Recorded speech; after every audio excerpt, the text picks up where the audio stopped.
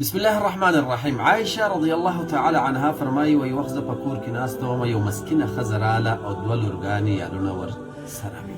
وایي زما نه یو شی وغوښته، نو زه په کور کې وګرځېدلم، 3 کجورې یا خرماوې مې پیدا کړې او هغه مې راوړې دې ښځې ته مې ورکړې. نو دا ښځه راپاڅېدل او دا یې ډېر په انصاف تقسیم کړې، یوه یې یوې لور ته ورکړه، بله یې بلې لور ته ورکړه او دا درېیمه یې خپله راواخیستل چې غوښتل یې چې ویې خوري. خو دا لوڼې چونکې چې ډېرې زیاتې به وږې وې، نو هغو زر زر د خپلې خرماوې خولې ته واچولې او د مور سره چې کومه خرما وه دې ته هم لاس واچوه. مور ته وویل چې دا خرما هم موږ ته راکړه.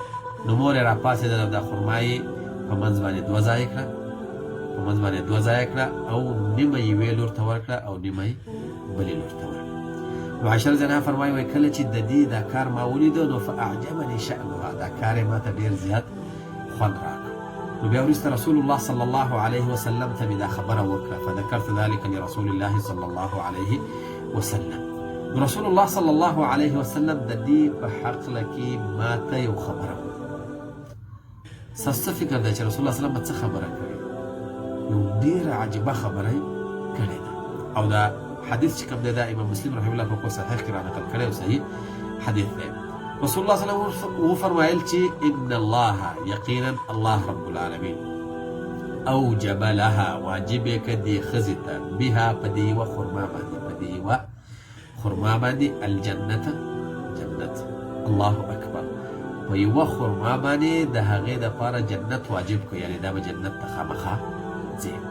د دې حدیث نه 3 فایدې موږ استنباطولی شو او دا فایدې ډېرې مهمې دي. که یې واورئ نو انشاءالله چې ډېرې فایدهمنې به درته تمامې شي. اوله فایده دا ده چې په دې دنیا کې چې ته ژوندی یې، اوس لا ته په دې دنیا کې یو زندګي کې ته کولی شې چې په یوه خرما باندې په 2 رکعاته لمونځ باندې په ډېر معمولي شیانو باندې د ځان دپاره جنت وګټې او د دوزخ نه ځان خلاص کړې. خو یو وخت داسې را روان دی که چیرته په هغه وخت کې بیا ته دا دنیا او په دې دنیا کې چې څه دي بلکې د دې دنیا سره بله دنیا دا ټول سره یو ځای کې ورکوې چې ما جنت ته بوځه یا مې د دوزخ نه خلاص کړه، نو ما تقبل منه. الله رب العالمین فرمایي چې نه قبلېږي.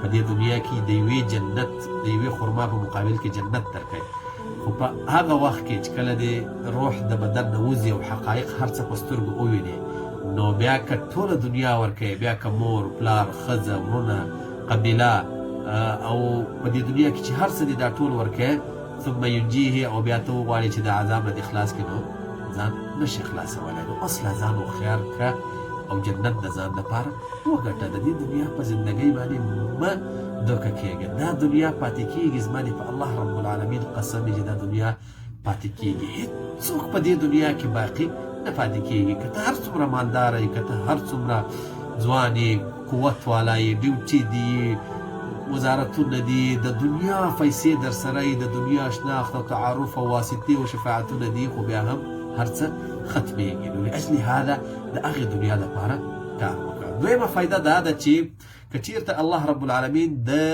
زامنو د نعمت نه محروم کړی او لوڼه یې درکړي او یا بلکل بچینه یې درکړي، نو ناامیده کېږه مه. کېدی شي چې په دې لوڼو کې الله رب العالمین ستا دپاره دومره غټ خیر ایښی لکه څنګه چې دغه ښځې ته ایښی، او یا د دې بچو په نه ورکه کې کېدی چې دومره غټ خیر یې ستا لکه څنګه چې د دغې ښځې خیر و. نو لاجل هذا ناامیده کېږه مه. په خپل ښځه باندې ظلم مه کوه، هغې ته پیغورونه مه ورکوه. د الله رب العالمین نه غواړه که د چېرته په بچو کې خیر و الله رایې کړي، او که نه یې خیر نو الله د دې بدله موږ ته راکړي او بدله یې ستا دپاره د هر څه نه بهتره ده. درېیمه فایده دا ده او دا هم ډېره مهمه ده، او هغه دا چې که ستاسو فکر یې د دې ښځې د دې قصې تقریبا 1400 کاله وشو، د 1400 کاله نه هم زیات وشو تقریبا. دې ښځې ته الله رب العالمین لوڼه ورکړې وه، زامن یې نه و ورکړي او ورسره مسکینه کړې وه ډېره زیاته، خو دې ښځې بیا هم صبر وکړو. نو د دې صبر فایده یې دا شو چې خپله د مرګ نه وروسته چې کومه زندګي وه دا یې ټوله د ځان دپاره استراحت، یعنې په دې دنیا کې هغه 80 کاله تېر کړه په تکلیف باندې، خو د مرګ نه وروسته دا 1400 کاله اوس کېږي، د قیامته پورې به لا نور څومره وخت پاتې او د قیامته وروسته خو ابدي زندګي ده. دا زندګي ټوله د ځان دپاره ښایسته او ښه کړه. دغسې ما او تا هم یو که چېرته په ما او تا باندې تکلیف وي، مسکنت وي، یا یو غم وي، یا یو مشکل وي، یا یو په هر څه کې که موږ راګیر یو یا خوشحالي یې راباندې، موږ په دې دنیا کې صبر وکړو او د الله رب العالمین د اوامرو او د هغه د نواهیو خیال وساتو او د الله رب العالمین د حدودو خیال وساتو، نو دا دنیا صحیح ده یو څو ورځې به په تکلیف تېرې شي، خو هغه دنیا به مو ښایسته وي. او که چېرته په دې دنیا کې یو څو ورځې صبر ونه کړې، نو په دې باندې پوه شه چې دا دنیا هسې هم تېرېږي. که ته صبر وکړې او که ونه کړې تېرېږي، نو هغه دنیا به دې بیا خراب وي. او هغه دنیا چې د چا خراب وي، نو هغه یقینا تاواني دی. الله رب العالمین دې موږ د هغه تاوان نه وساتي. دا دنیا خو هسې پاتې ده. و آخر دعوانا ان الحمد لله رب العالمین.